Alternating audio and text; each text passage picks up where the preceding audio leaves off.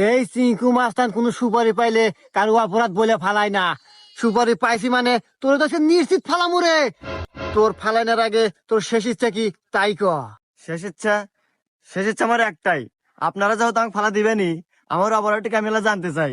না, এ তো মাথা খাইলো রে বজ্জাত মহিলা। এই শোন, এই চিঙ্কু মাস্তান আজ পর্যন্ত কারো ফালাইনার আগে কারো অপরাধ বলে ফালাই নাই। আজ এই প্রথম তোর অপরাধ বলে তোর ফালামু।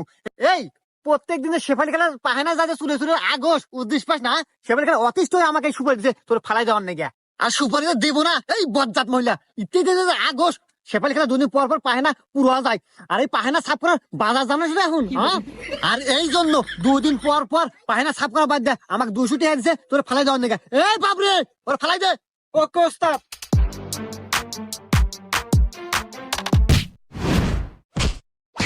আয়